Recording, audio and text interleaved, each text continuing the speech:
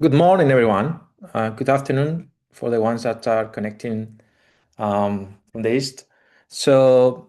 Today we have a very nice topic that we're going to discuss that is talking about zero-day detection for edge devices. I think that's something that everyone is worried nowadays.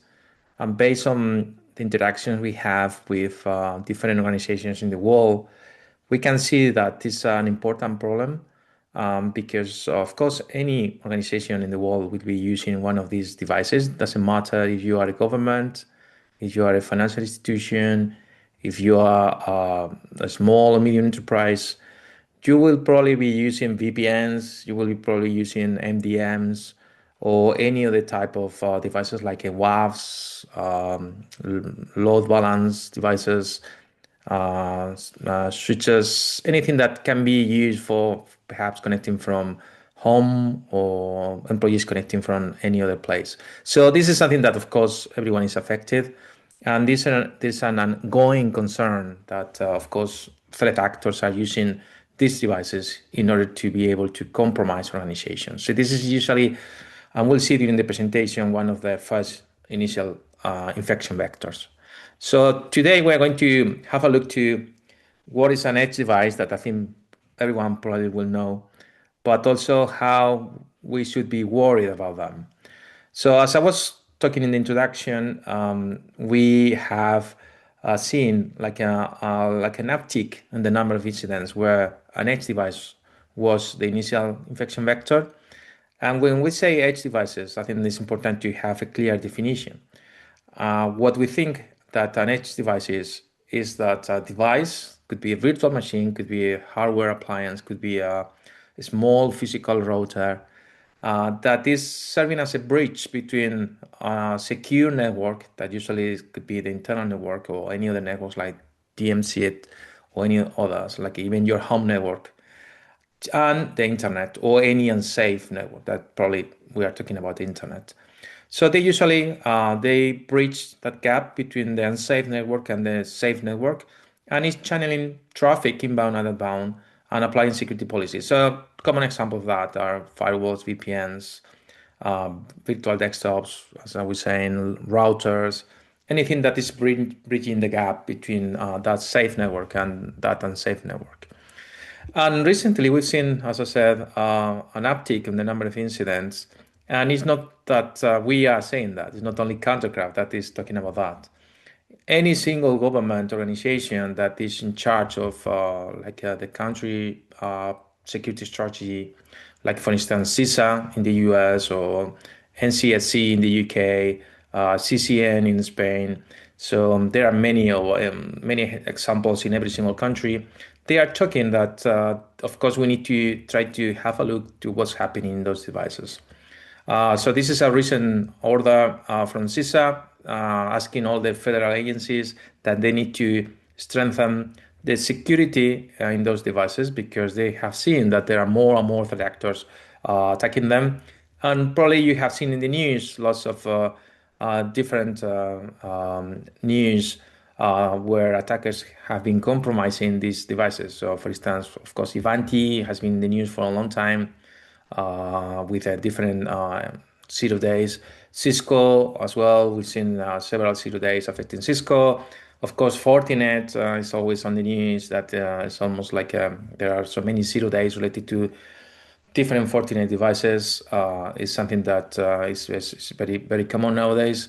And of course, we are seeing some AI related attacks also with these attacks. So we are seeing lots of new attacks related to these edge devices. And of course, attackers are using AI for trying to automate or creating tools that we'll see during the presentation. So AI is important. And now if we add to the equation the favorite topic for the last 2 weeks, that is cloud mythos. Of course, not only cloud mythos will be able to find new vulnerabilities and create exploits in almost, I don't know, like a record times. But also threat actors are using internal models that I don't know, it will be better or worse than cloud mythos, but probably in a few weeks, months will be similar or even better. So of course they are using a specific train model so that they can not only find vulnerabilities, but that they can create exploits in perhaps in minutes. So that's a game changer compared to what we have seen in security from the last 25 years, because now everything is going to be faster.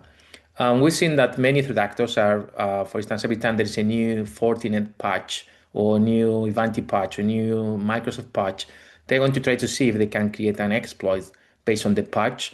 And if that exploit can, of course, try to execute commands or do a RSCE remotely, of course, that's something that everyone will love. And using these models for trying to speed up the time between the patch and the exploit, of course, is going to be a huge change. And I think we are not still ready for that. I mean, that's something that it will be a new threat or an existing threat that still we are seeing just the tip of the iceberg. So also, why we should be worried about that? If we have a look to the graph on the left, we can see that some years ago, phishing was still phishing or spear phishing is one of the most used initial infection vectors. But now we can see that again, exploits are going to be one of the most used initial infection vectors.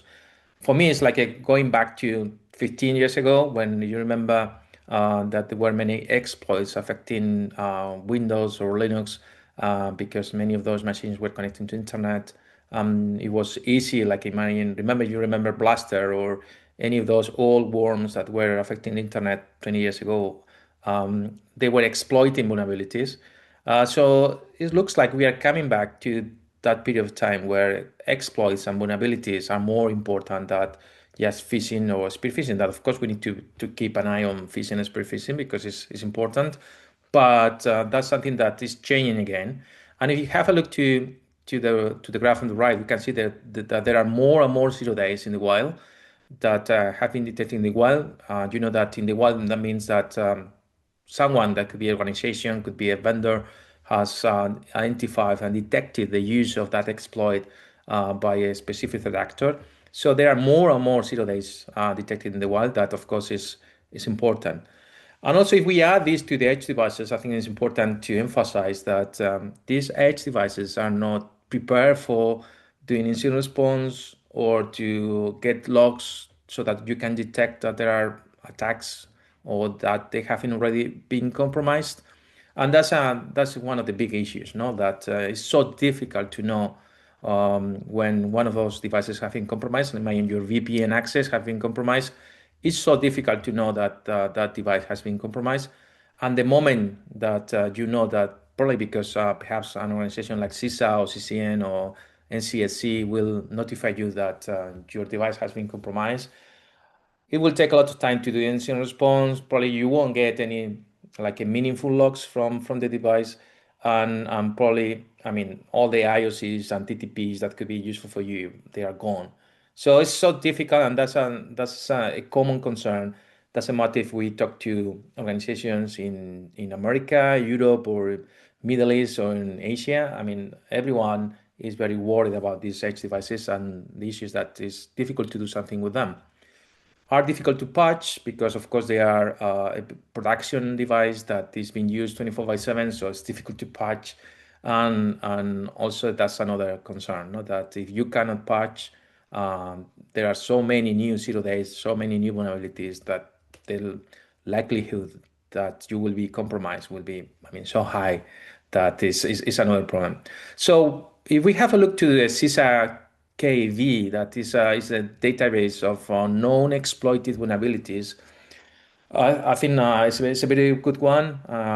Probably you all already know this database, and if not, please subscribe because you will receive emails when there is a new vulnerability that has been seen used in the wild by threat actors.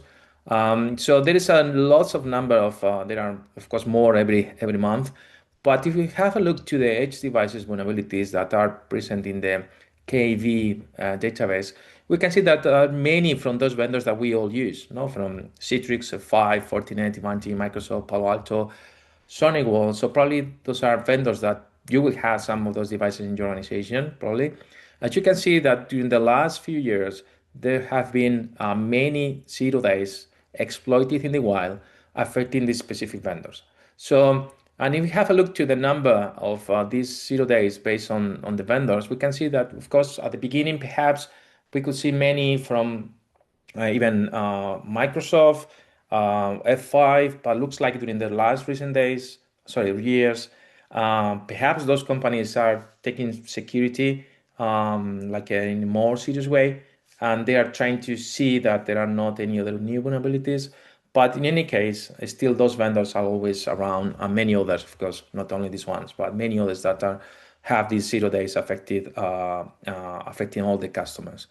And also another issue I think that is important is that, as we mentioned in the beginning, is that there are many organizations, many threat actors that can. Some of them are state-sponsored threat actors. Some others could be just cyber criminals, like a ransomware affiliates or ransomware groups, or just insiders sometimes.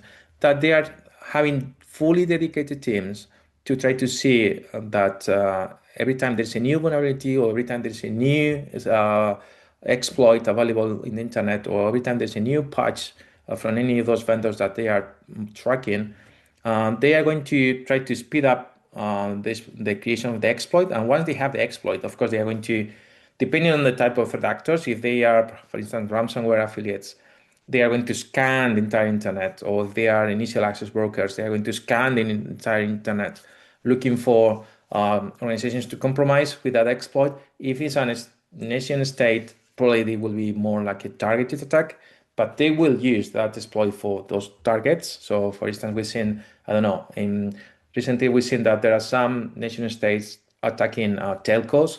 So probably for that telcos that they are attacking, they will be using these exploits that they have been creating the last few days, perhaps. So that's something that is like a never-ending cycle, where the more vulnerabilities, the more patches, the more exploits that are available for these groups, of course, the more organization will be compromised. So that's the big issue.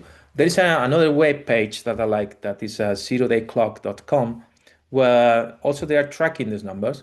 As you can see on the left, this is a number from the last almost 8 years, where the time that was needed from the vulnerability was announced to a valid exploitation.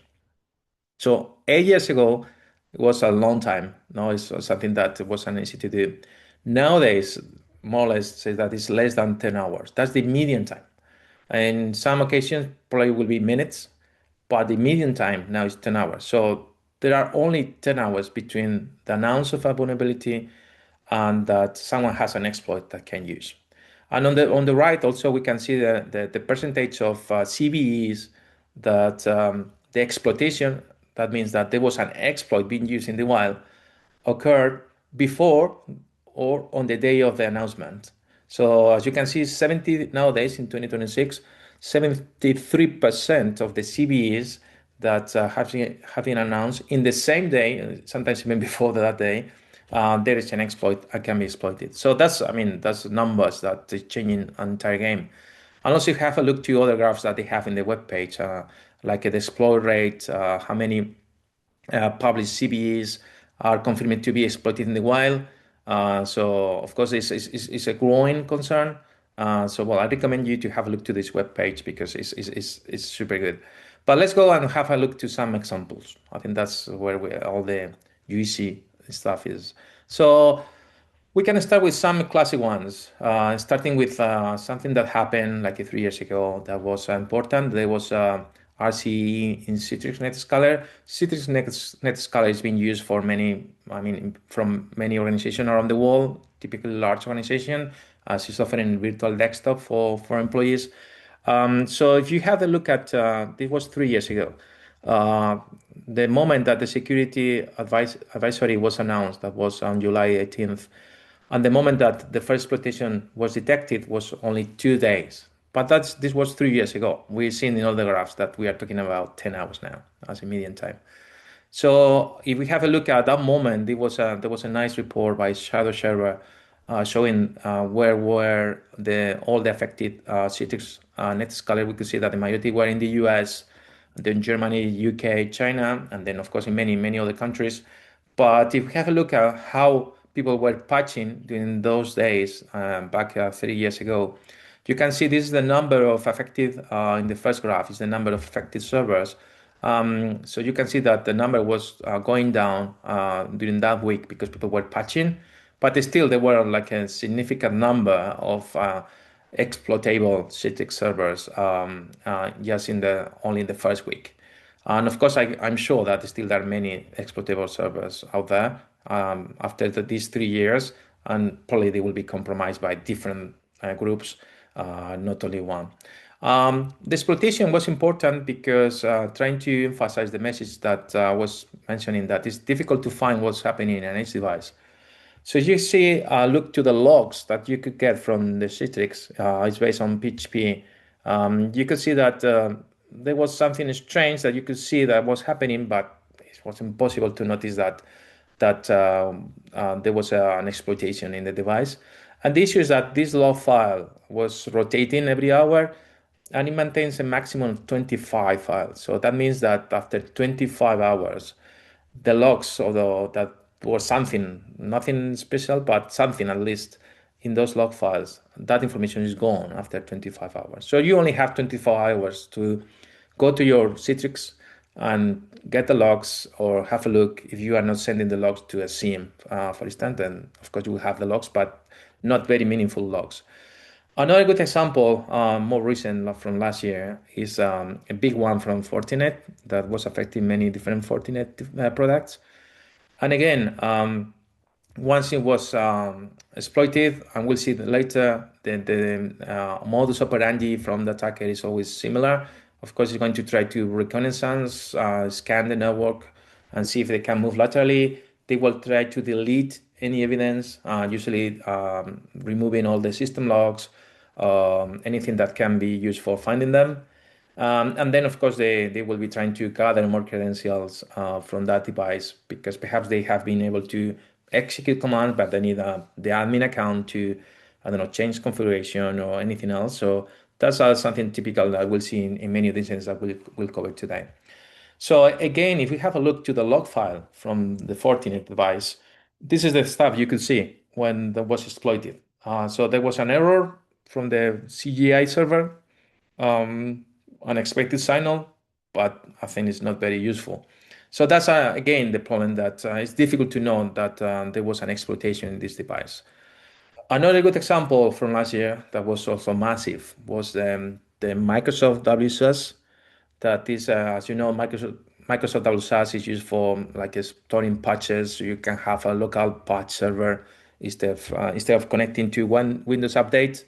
You can have all your devices connected to this local Windows update version.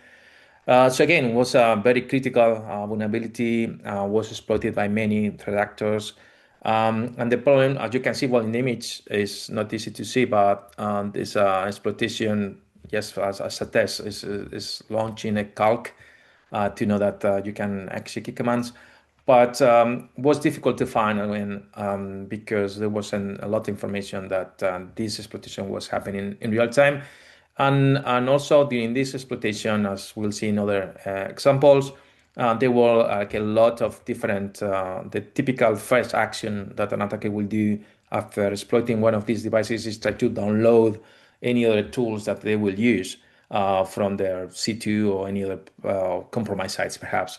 So that's a very typical. We can see some examples here where it's connecting to different places to download files that will execute, or yes, as we have seen in many massive exploitations, many attackers what they are doing is that just executing a simple command like a mathematical operation or just ipconfig or just who am I, so that they can know that that is a real device, not a honeypot, and also that can be exploitable. And then probably they will sell that access to other third parties. So that's typical from the initial access brokers. They just want to know that they have access, that that machine is vulnerable, and then we'll sell the access. So another group of people with different roles will come and try to do the internal gathering, information gathering, trying to move laterally, But probably the first step would be always to check that it's vulnerable by executing something very simple, even like a DNS request, like we can see with the NS lookup in the almost the last one, where it's just sending a DNS request that the attacker controls the DNS server. So if the DNS request is received in the DNS server, we can say, okay, this device is compromised. So it's a very smart way to try to check that you can execute a command. But there are many other ways. But that's something that we saw a lot during these last incidents. So another example that was important last year was the Divanti Connect, Divanti VPN. Again, this was a funny case where it seemed that the device or the vulnerability wasn't exploitable. I mean, you couldn't use the vulnerability for remote execution, but after some days, looks like a specific redactor analyzed the patch and this discovered a way to exploit it, and that's something that will happen a lot. At the beginning, perhaps, and also now that we have AI with the Claude Mythos and any other models, of course, they are going to be smarter and probably things that we thought that they couldn't be exploited in the past, those models will find ways to exploit that. So, like in this example. So again, very typical like a behavior, like a trying to find other places to move laterally after exploitation, like a clear local logs, so that of course they are going to disable syslog forwarding. So again, if you are sending everything to your SIEM, you are sending your Fortinet or your event in this case logs to your SIEM, the first thing that the attacker is going to do is disable the syslog forwarding. So I think that's a valid alert. If you see that suddenly one of your devices is not sending logs, probably it's because an attacker, well, probably it could be that perhaps the machine has crashed down or is shut down. But another option could be that an attacker has disabled the forwarding of logs to your SIEM. So that's something that I think is worth a look. So we've been talking about some examples. We're talking about some specific actors. There is a specific, we can say, country that is specialized in trying to do this research from vulnerability to exploits. That we've seen many threat actors from this country that, of course, what they're doing is this. Remember this life cycle, looking for new patches, analyzing the vulnerability and the patch, create an exploit, use the exploit. So, and once they use the exploit, they usually will be using these tactics.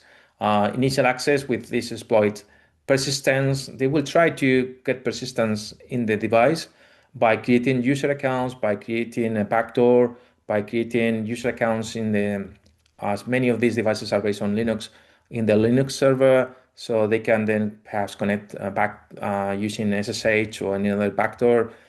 So persistence is important because probably that device will be patched. So they need to make sure that they can control that device after the patch as well.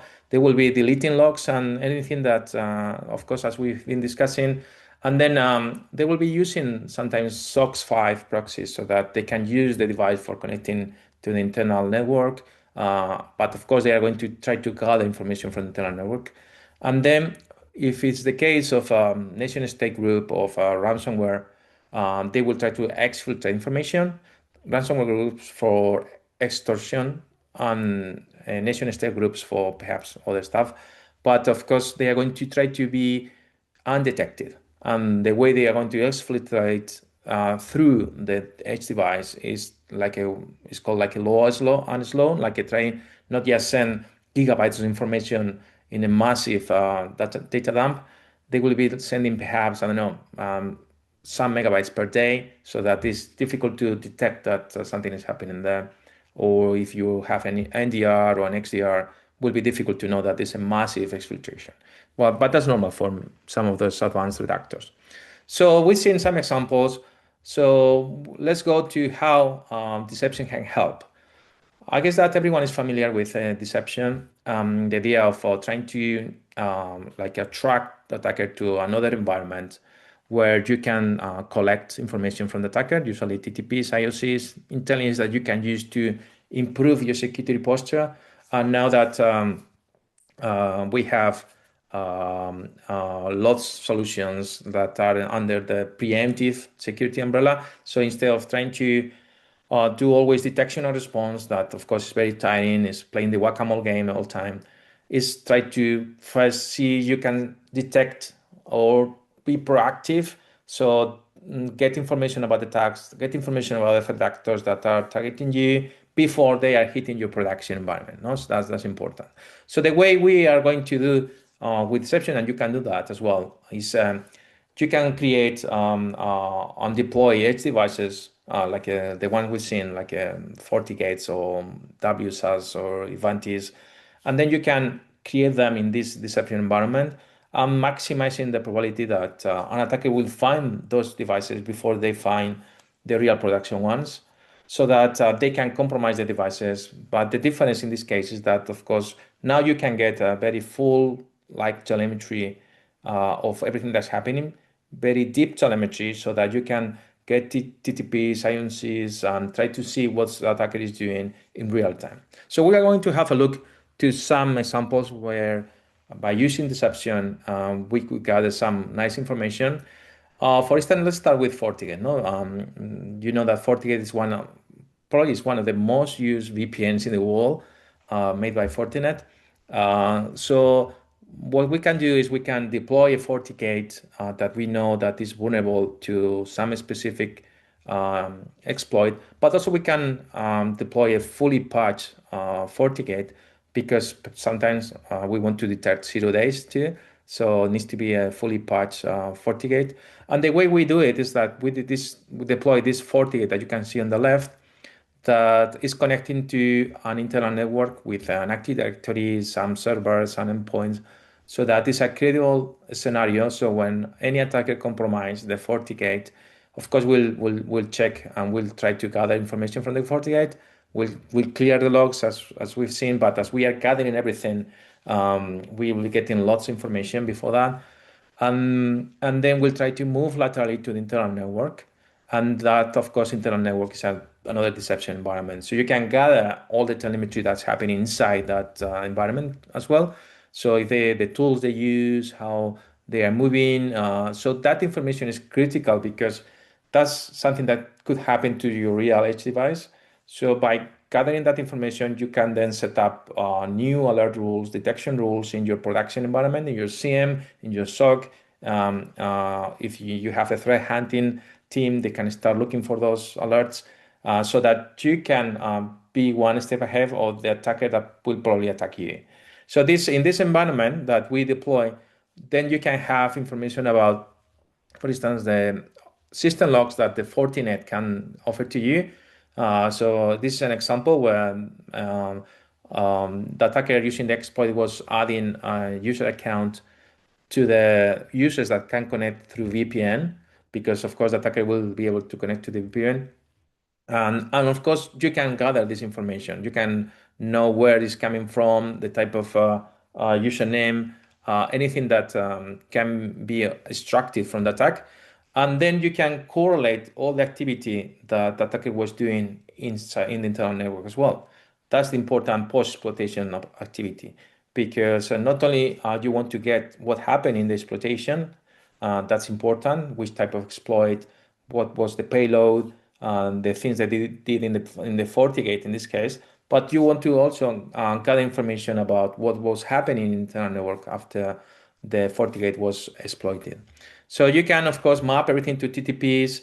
That's important, because this information is information you can hand over to the SOC or the security team or the Intel team, so that they can use this information to try to see if there was a similar exploitation in the entire organization. And if not, you can set up those detection rules or those alert rules, so that you can be alerted if there is something similar happening.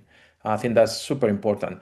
And of course, once you gather information, for instance, when they are moving laterally, about all the commands they execute, everything that they are doing, that's something that is very useful, because you can then look for similar activity in your organization, like hashes, commands, IP addresses, domain names, all those IOCs, and TTPs as well. Like if you see that they always clear the system logs, or they always, I don't know, like create a specific accounts with a specific names, you can look for them in your existing organization and see if there is something similar. So that's very useful.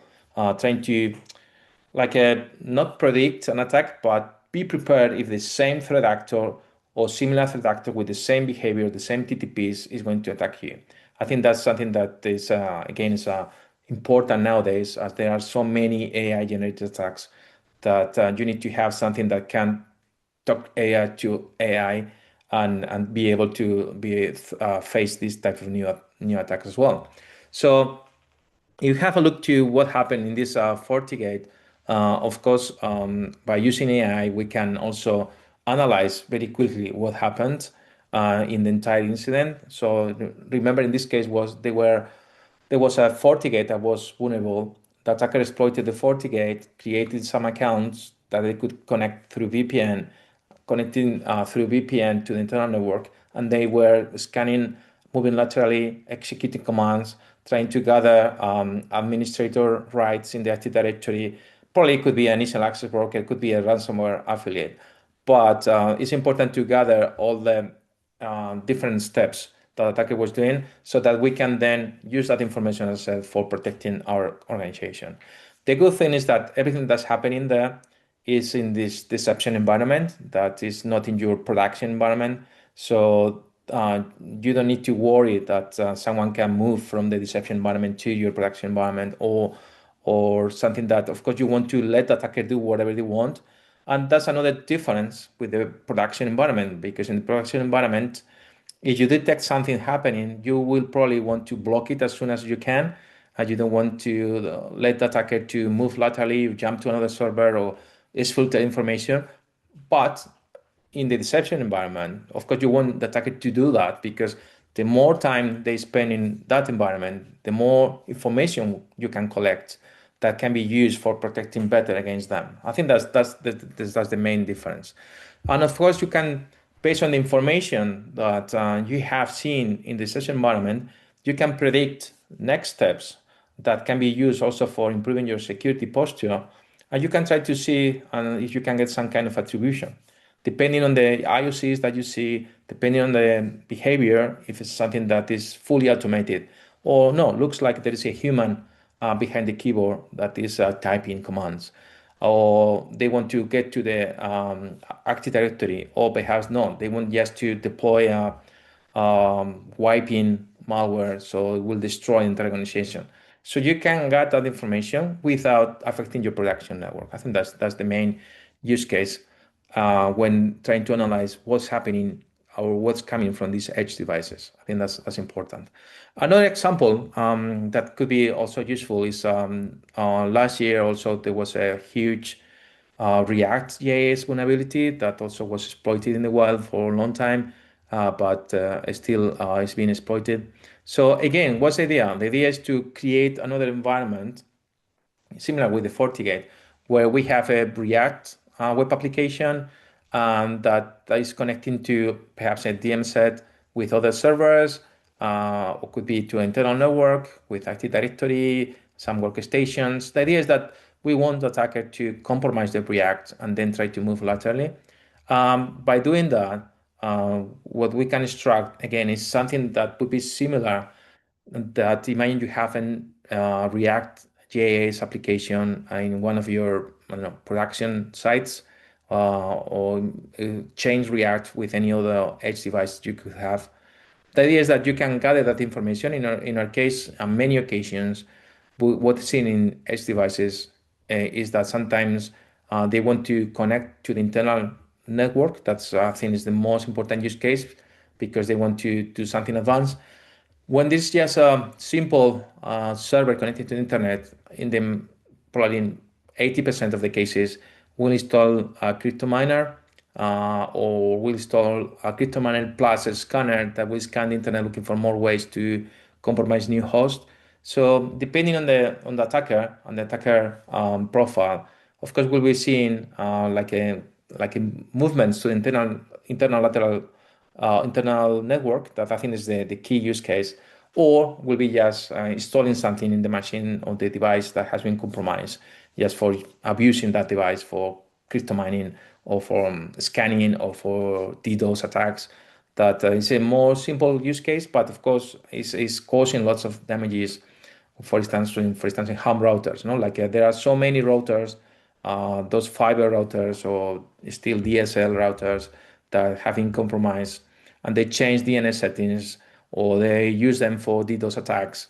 So perhaps the attack is not important in terms of complexity or technical information, but the impact is huge, no? Because they use thousands or hundreds of thousands of devices for DDoS or for just collecting credentials. Because as they change the DNS settings of the routers, anyone that is in the home in the internal network, that usually is the home network, when they connect to Office, they will connect to Google. Of course, they will be redirected to some phishing places without the user noticing that, and probably they will be stealing those credentials. So that's also important. But in our case, going back to your case, of course, again, it's important to have a very clear and detailed timeline, know what happened from the initial access, that in this case is exploiting an edge device or a similar application, how they get persistence, how they execute and stage, how they try to do the information discovery, like knowing what to do, or gathering credentials, and then how they are going to probably exfiltrate or try to do something more advanced if it's another type of redactor. Actually, when we were talking about AI, there was a we have a look to one of the scripts that they dropped was interesting because looks like it was AI generated. So it's true that attackers are using AI too. If you have a look to this script that was dropped in this machine, I think it was like last week, you can see that I can think that it's AI generated because it's very well organized, and typically scripts that we've seen in the past from attackers usually are a bit of mess. But in this case, as you can see, it's very well organized, very well indented, and also with information and even comments was doing a specific account. In this case, the script is doing information gathering, mostly credential harvesting. So as you can see, it's looking for credentials in many places. Credentials from AWS, Azure, Google, Docker, Kubernetes, anything that it can find. Of course, it's going to try to search for any other files that they know that could include some credentials as well, like from GitLab, Google, Vercel, for instance, anything that they know that could include some credentials. And as you can see, everything is very well commented. So that's the reason I said that it's AI generated. Probably it took like 2 minutes to create, or well, if they were doing modifications some more time, but if they have a clear prompt for the AI to create this script, I mean, probably would took like 2 minutes to create this script that is very exhaustive. You can see that it's stealing information from any possible place where they can find any type of, even from JavaScript chunks in applications, trying to get things from memory, private keys, Azure information, database access from typical ones, also trying to get from Google Cloud Platform, all the credentials, Docker, so it even has some Python scripts embedded in the script. So you can see that it has is everything that you can get from trying to get credentials from a compromised account. But it's clear that it was created by AI based on the comments and the order structure. I think this is very good. So you can see that this is a typical. Once they have the initial access in this edge device, they will be looking for any type of credentials, because as they don't know which type of device it is, of course, they need to find for everything. So that's the reason they are looking for anything that could have credentials, like a Kubernetes or AWS, or if it's a Fortinet, probably they will have something dedicated to Fortinet, SSH keys that many devices have, Terraform, profiles. So well, I think the list is never ending. That's if you want to have a look to this script, please let me know. We can send you And then, of course, they are going sometimes to, as I said, deploy a crypto miner. Depending on the type of device, they will be deploying a Docker container if they can run Docker, a Kubernetes pod if they can run Kubernetes. So it's very different. And then there is always a persistence that, as you can see in this specific script, is creating a local user, for instance, in the FortiGate, or if it's another device based on Linux, will be creating a SSH access, and we'll be adding a cron tab so that imagine that, I don't know, I find the local user that has been created and I remove this account, the cron tab will recreate again. So it's a not very smart way, and because it's very noisy, but really works. So they will create in this pak choi username with this password, Kermit123 at. And then, of course, we'll be creating the cron tab so that every 10 minutes or every 30 minutes, we'll be trying to create again the persistence method. So it's and then, of course, once they have gathered all those credentials, we'll create this big TXT file that probably will be a huge file with everything that they have found in the system, and they will send everything back to the C2, so that probably they will have another AI generated script that will be able to parse this information and automatically launch some other agents that can compromise more machines using these credentials. So I guess that the time between being infected or compromised by one of these actors and the time that they're going to use any credential that you have in any of those devices that they have compromised probably is less than 1 minute. So it's impossible to protect from that once you've been compromised. So you can see this super complete script, but as I said, AI generated. So of course attackers are using AI. It's something that I think we all know.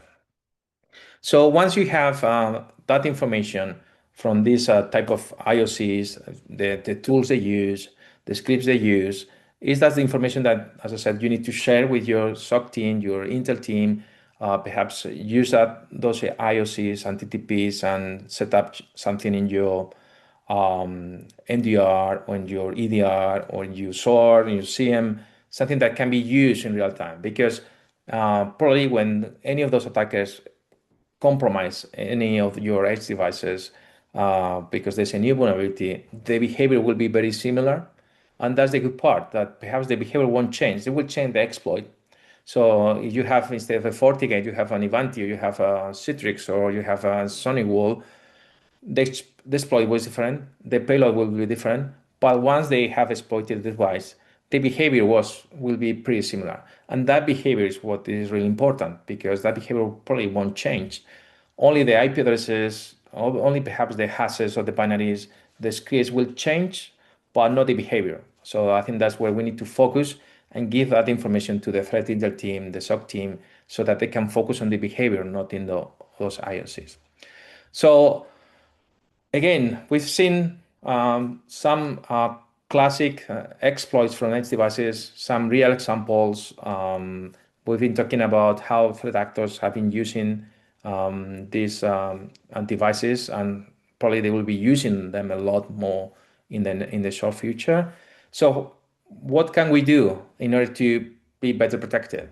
So of course, there are some advices on recommendations that, as I said, edge devices are difficult to monitor.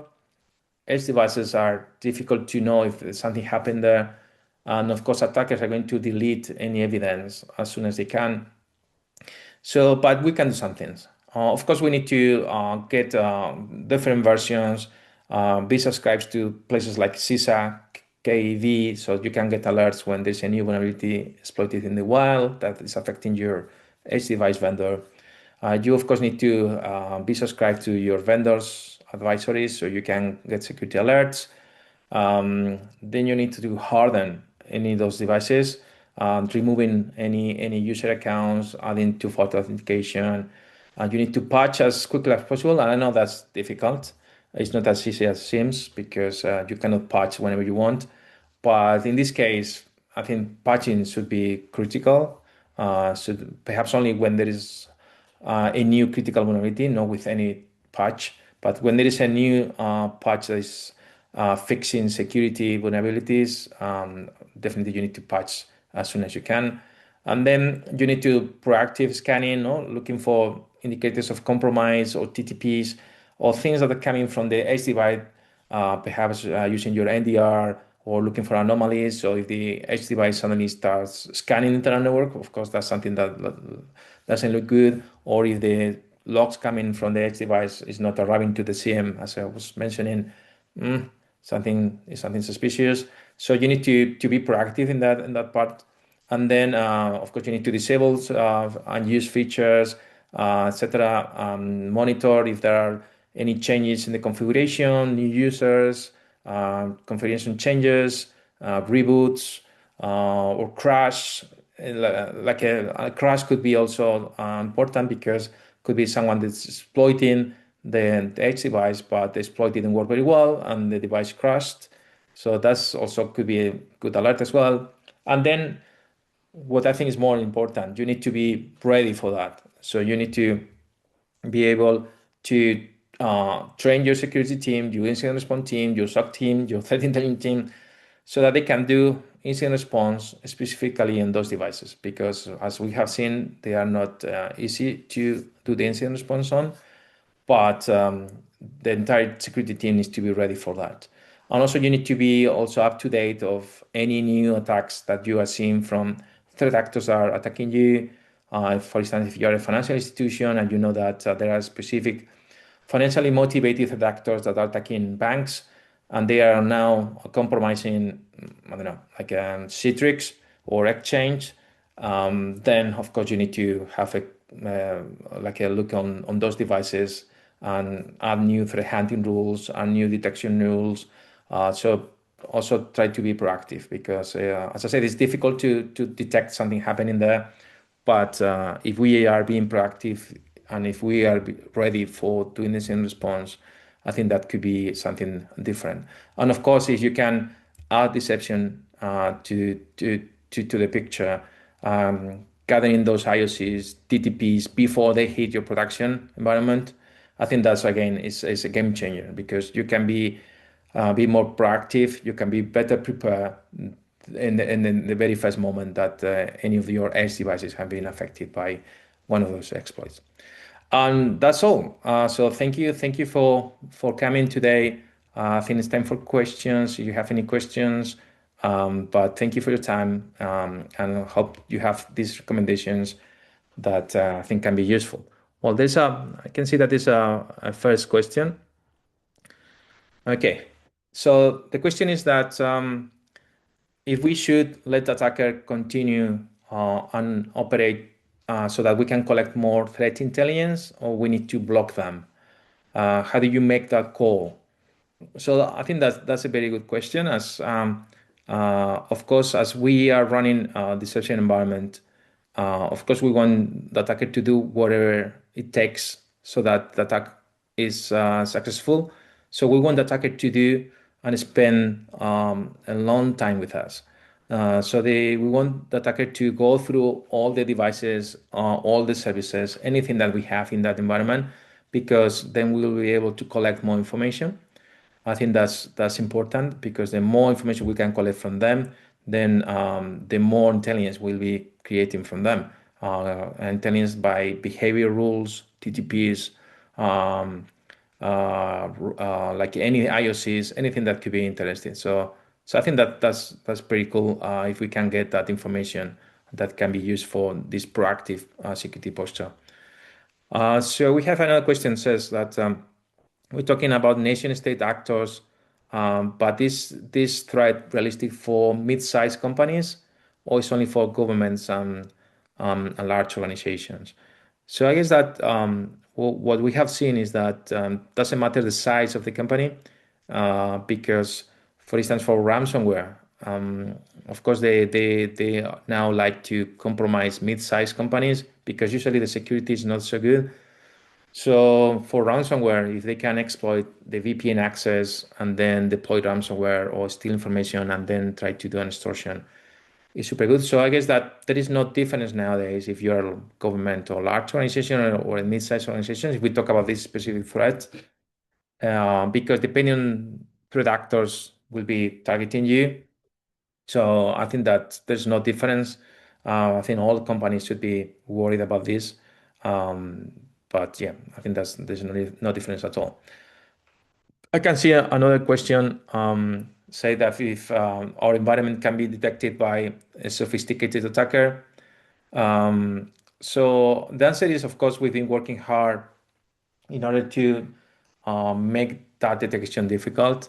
For instance, we are doing different capabilities, like we use real environments, so they are real systems, real services, real Fortinets, real Ivantis, real Microsoft WSUs, so that there's not different with a real one as they are real too.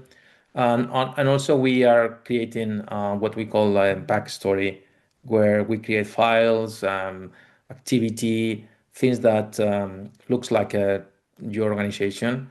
I mean, and actually we can be using any organization as that backstory, so that imagine we say we are bank X, everything will be looking like this is part of the bankers network.